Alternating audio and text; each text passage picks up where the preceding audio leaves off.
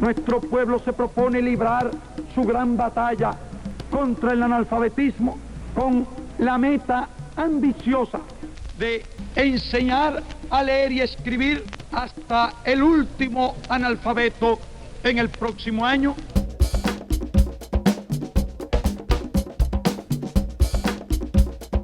Bueno, yo acababa de cumplir 14 años, estaba en el 8º grado, en la enseñanza secundaria, y tuve noticias de la campaña de alfabetización en mi propia escuela. En ese tiempo tenía 15 años, acababa de cumplir mis 15 años. Yo tenía 16 años y mi hermana tenía 13. Tendría aproximadamente 17 años. I was about 12.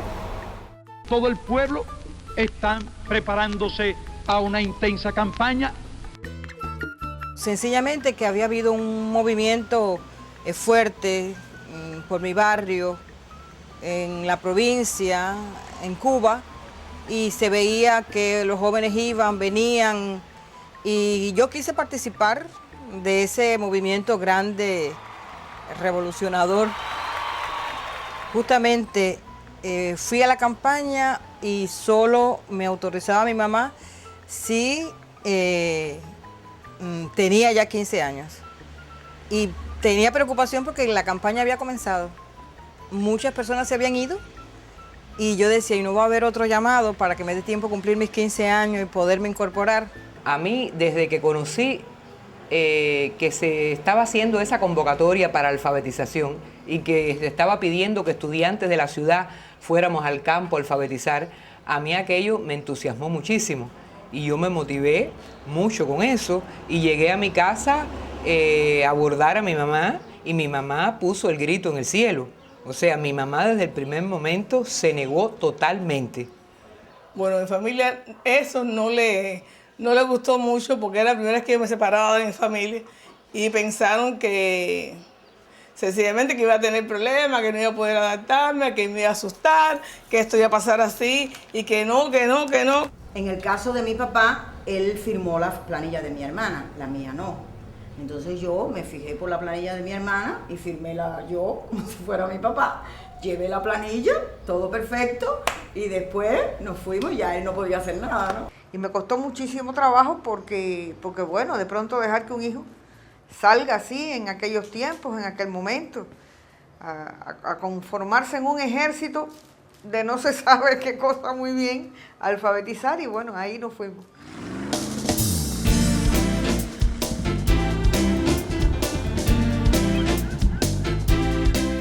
The new literacy volunteers gathered at the beachside town of Varadero for their teacher training. Varadero had once been an exclusive community for the wealthy, but after the overthrow of the Batista dictatorship and the beginning of the revolution in 1959, many of the mansions were transformed into museums and schools. Cuando llegamos, fue una semana, daban como 15 días de entrenamiento, enseñar a alfabetizar, cuál era el trabajo nuestro que íbamos a hacer con los campesinos. No era solamente un trabajo como es actualmente en Médico de la Familia, que no es solamente enseñar, sino crear costumbres de salud, costumbres de vida, toda una serie de cosas, ¿no? Porque éramos estudiantes de secundaria, estudiantes de universitario, pero la mayoría era de secundaria básica, que íbamos a estar viviendo con familias que no conocíamos, que podían estar muy apartados, que no había luces. Era mi primera salida de la casa, era mi primera sensación de un tanto de libertad, es decir, lo cual hacía que sintiera una manera de vivir diferente. Y le empecé a coger amor a esa especie de independencia.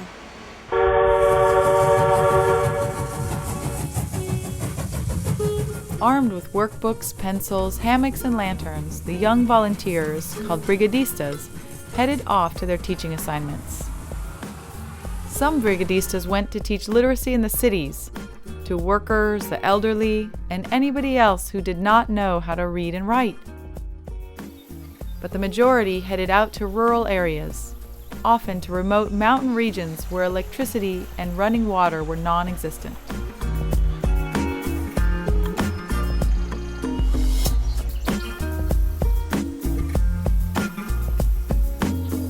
A mí me tocó una finca en el territorio de Villa Clara y allí la casa del campesino se convirtió en mi escuela.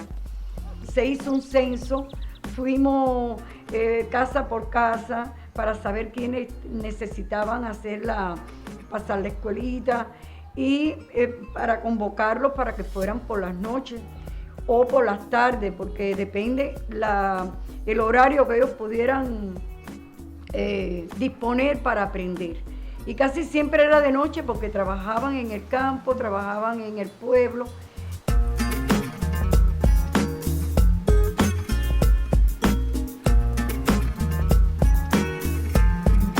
Y ella preparó como un comedorcito que tenía, se preparó una gran mesa a la cual nos reuníamos todos allí y se improvisó una pizarra. Había mucho entusiasmo, yo tenía muchos alumnos.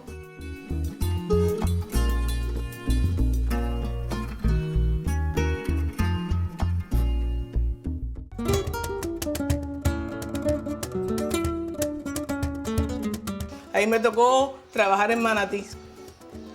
En Manatí, en lo que es el Central Argelia Libre.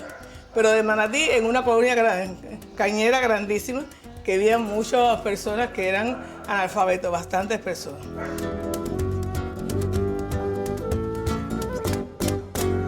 Yo nunca había ido al campo, para hacer el cuento fundamental, nunca había ido al campo. Para mí el campo era una cosa extrañísima, ¿verdad? No extraña, pero sí algo distinto, ver a las personas, los campesinos. Tú no puedes ir, pero no había ido nunca a un lugar así. Éramos 3 compañeras. Aurelia, Hernández, Aide Muñoz y la que les habla, Daisy Beitía. Fuimos las que iniciamos la campaña. O sea, tuvimos 2 días o 3 de adaptación a ver cómo era aquello, piso de tierra, todas esas cosas que tiene el campo. Nosotras mismas nos repartimos después los alumnos por alfabetizados. Yo tenía como 7, 8 y así cada cual. Y empezamos a dar las clases y a alfabetizar.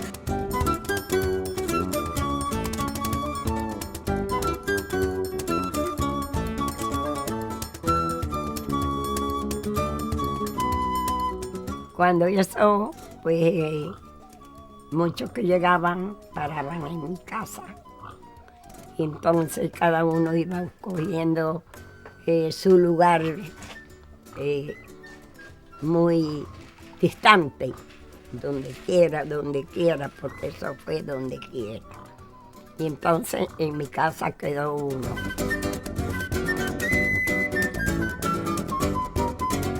Bueno, ellos preparaban la mesa de la cocina.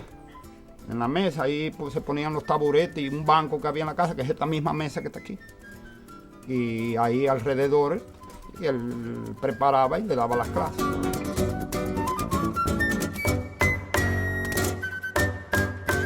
Se comenzaba por las vocales. ¿Cuáles eran las vocales y cuáles eran las consonantes? Es decir, consonantes más simples como la P, papá, pa, pe, pi. Yo tuve dificultades con un viejito, él se llamaba Joaquín y la palabra quín es con Q, U, y él decía que no, que ahí decía Joaquín, que no, él no entendía. Que él era, si este era acá, y que aquí él se llamaba Joaquín, y él ponía Joacín. No había manera de que él entendiera que yo no sé quién lo inventó. Yo le decía, yo no sé, son los españoles, tus raíces. Pero bueno, yo no sé quién inventó la Q, la U, pero eso es así, Joaquín. Y él me decía, no. Si eso es mami, esto es hace, sí, a este caque, kiko. Y mis alumnos eran haitianos. Mis alumnos eran haitianos que no sabían ni leer ni escribir en su idioma. Logré fue enseñarlos a firmar, pero ellos estaban muy orgullosos de no tener que usar el dedo para la huella digital y de poder poner su nombre, ¿no? Ir a una casa, alfabetizar a un señor llamado José María, que vivía con 3 hijos, su esposa y 3 hijos pequeños. Un ambiente familiar para mí particular porque era un bohío con piso de tierra, con 2, 3 taburetes para dormir. Suerte que bueno, nos habían dado nuestra hamaca y teníamos el farol. In addition to teaching literacy, the brigadistas worked alongside the peasants and farmers each day, helping out at home and in the fields.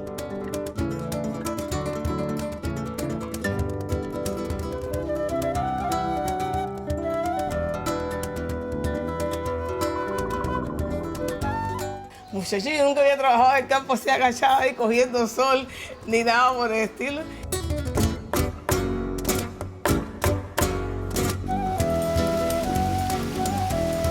El Escambray alfabetizaba una familia entre los alumnos, que en la familia que yo vivía no pude alfabetizar, nunca pude alfabetizar al señor de la casa.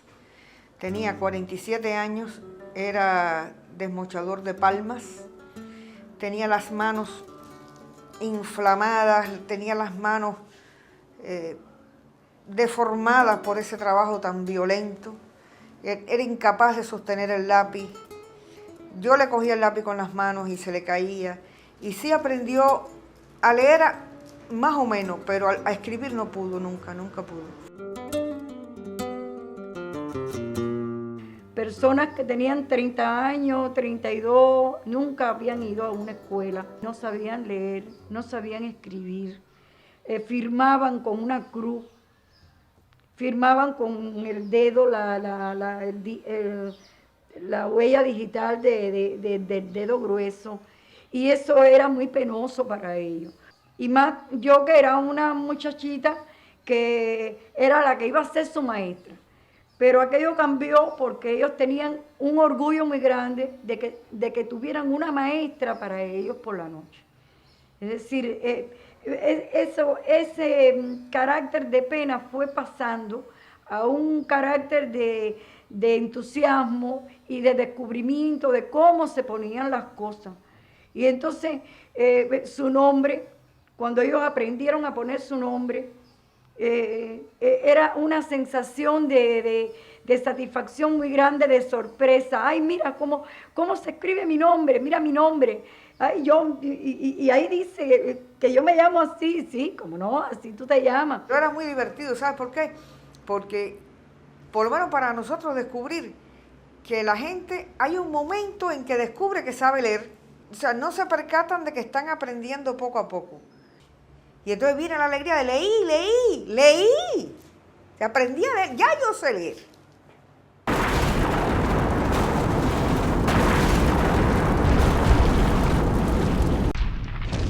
The assault on Cuba's Bay of Pigs occurred in April 1961, in the midst of the literacy campaign. The invasion was defeated, and 1,100 invading soldiers surrendered.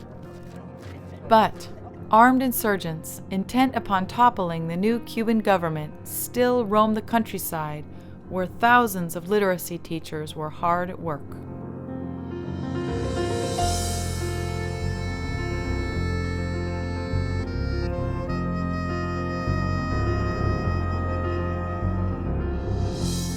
Habían alzado, había que cuidarse de ellos, había que andar con una persona que lo acompañara uno con un fusil. Bueno, la orden era quedarse en casa. Nosotros no estábamos preparados militarmente. Nosotros éramos jóvenes que íbamos a enseñar. Entonces la orden era quedarse en la casa del campesino.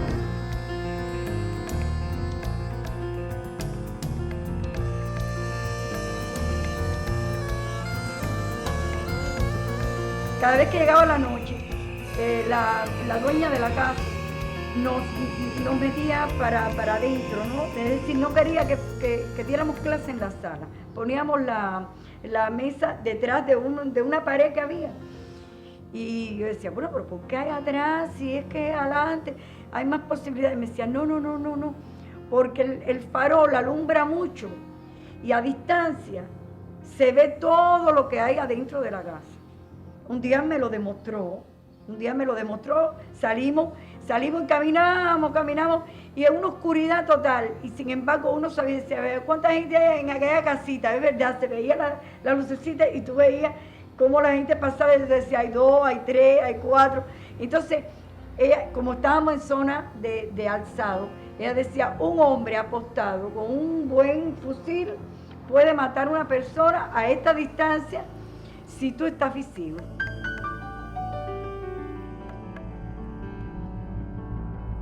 Una noche pasamos un susto muy grande porque en la casa donde dormíamos, ¿no? Como en la madrugada, nosotros sentimos como unos caballos y entonces unas voces de hombres y empujando la puerta, así tocando, así, ¿no? Entonces, que saquen a las alfabetizadoras, Entonces, el señor de la casa, ese español, dijo, yo de ninguna manera abro la puerta. No se asusten que yo no voy a abrir la puerta. Entonces, él no trató, porque imagínate, yo estaba muerte de miedo, estábamos muerte de miedo. Y en la casa también, porque no sabíamos qué iba a pasar. Mi papá fue a buscarme, a mí y mi tía también, y mi hermana Consuelo. Fueron a buscarme, llorosa, que podía irme, que lo recogiera todo, que por qué insistía tanto en irme, que mira cómo estaban las cosas, que todo estaba muy malo, que estaba malo, que no sé qué. Y yo le dije, no, yo voy a favorecer de todas formas y yo me quedo aquí. Aunque se vayan unas cuantas, yo me voy a quedar.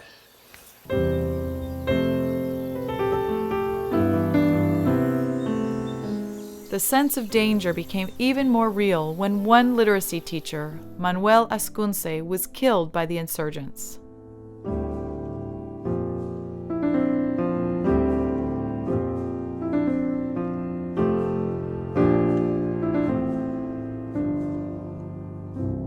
Tuvimos riesgos, claro que tuvimos riesgos. En ese tiempo mataron a Manuel Ascunce, fue muy doloroso. Y bueno, eso no lo que hizo fue darnos coraje para seguir. Porque era muy lindo lo que nos estaba pasando.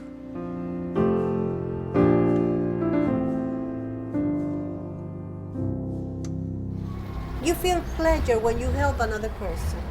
And that is like when you get gasoline. It's your insulin, it's your gasoline. Para mí tuvo una gran importancia. ¿Por qué motivo? Porque uno no se da cuenta, en esa etapa de transición, las jóvenes estaban muy atadas a la casa, a la familia, a las costumbres, a no salir de la casa, no hacer nada más que lo que la familia decidiera en la vida de uno. Ubiquémonos en el tiempo de la alfabetización.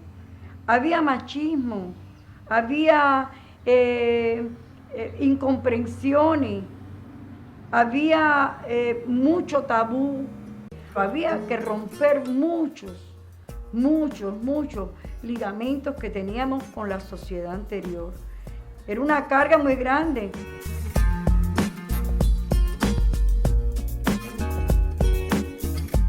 Yo tenía, por ejemplo, una muchacha que el esposo no quería, bajo ningún concepto, que ella fuera a ninguna parte ni recibiera clases. Él no quería, él era muy celoso, no quería a nadie en la casa, no quería hombre, no quería a nadie. Y bueno, fue un trabajo, tuvimos que hacer un trabajo de persuasión con esa persona, demostrarle que él también lo necesitaba, porque él no sabía leer y escribir, pero él no quería, y no quería tampoco que ella estuviera.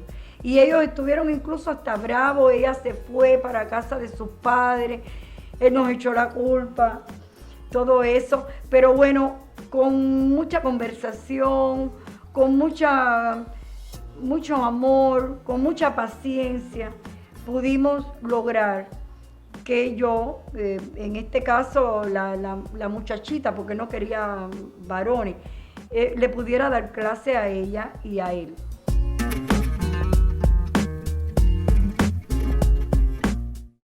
Y me llevé esa satisfacción de lograr en un tiempo que él pusiera su nombre, que conociera las letras, que es esa emoción, ¿no?, de ver un logro de un trabajo interesante, poco tiempo.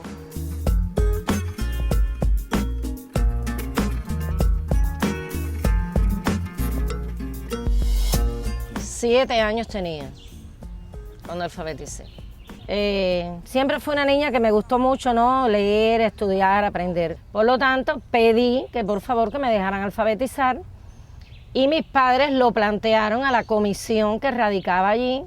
Me hicieron las pruebas pertinentes, una comisión creada, y realmente vieron que yo, producto de los conocimientos que yo tenía, que yo podía impartir clases. 7-year-old Griselda was given a teaching assignment close to her home in Havana. Me pusieron un alumno que se llamaba Carlos Pérez Isla. Él partió de cero, él era una persona de 58 años completamente analfabeto. Y bueno, fue una experiencia muy bonita, muy intensa. Hubo un nivel de confianza muy grande. Él en ningún momento me trató como una niña, ni yo como un anciano, ni nada. Éramos la maestra y el alumno. Que ellos se hicieron una familia a trabajar, porque ellos trabajaban junto con nosotros en las actividades agrícolas que nosotros hacíamos, en todo tipo de trabajo que hacíamos, y después preparaban, sacaban sus horitas para preparar su clase para darla, y entonces daban las clases, no fallaban.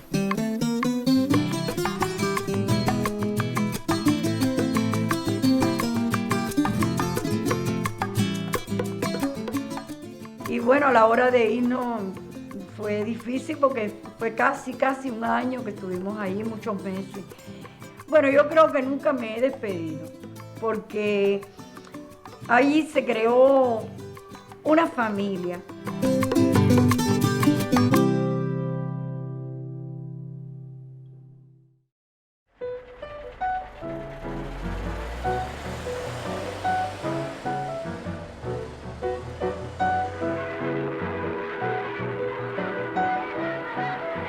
Ya nos trajeron en trenes,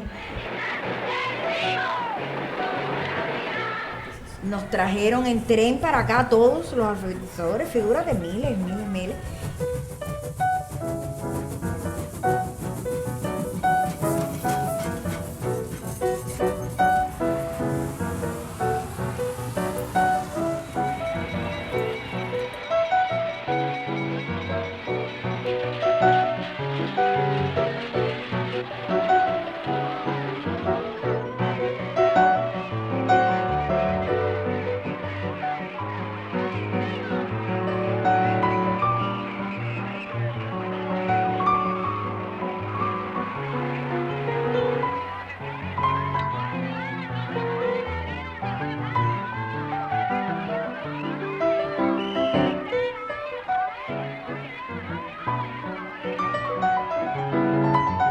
Y estábamos ahí con ese lápiz grande, agarrado, que fue como se desfiló en La Habana, en la Plaza de la Revolución, que desfilamos con un lápiz como mostrando el triunfo de la enseñanza. Y fue un evento de una fuerza enorme, ¿no? Porque éramos tantas mujeres y hombres alfabetizadores, jóvenes, todos, que me quedó, ¿no?, ese recuerdo.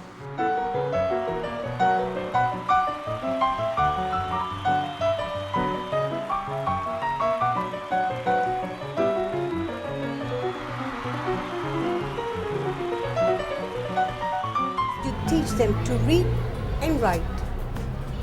And then you provide that person with a sense of freedom that allows the person to read John Paul's encyclicals, to read the Bible, to read Fidel, to read Martin Luther King, to learn about Abraham Lincoln, to know a little bit about Gandhi, Mother Teresa. A mí sí sirvió mucho porque me subió o me elevó mucho la autoestima mío personal, ¿no? Que eso es muy importante en la vida. Para mí fue decisiva en mi realización personal y en poder medirme a mí misma O sea, en poder saber de qué yo era capaz.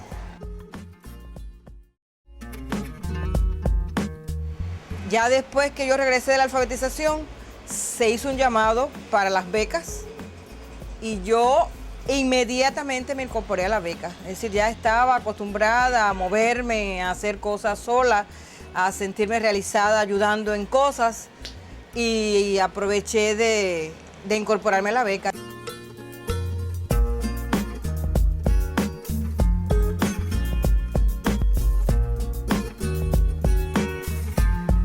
Yo después me hice maestra, o sea, yo soy graduada de la profesoral de matemática y yo decía, cada vez que me preguntan, ¿no?, que eso es lo más bello que hay en la vida, enseñar. O sea, yo sé que hay otras profesiones que cada uno tiene, pero bueno, enseñar es un arte. Disculpe.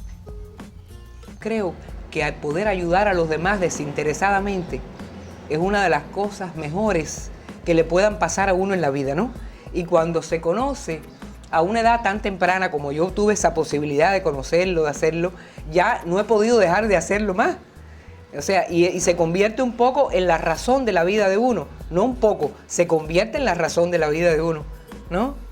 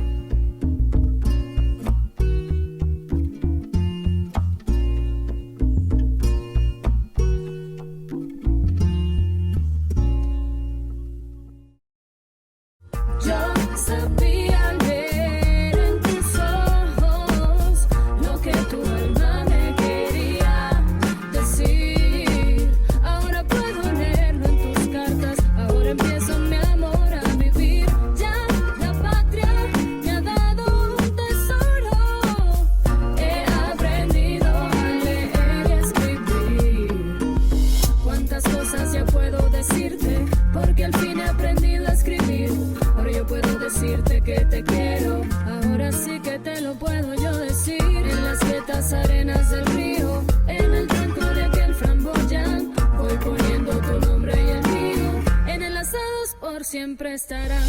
Yo sabía.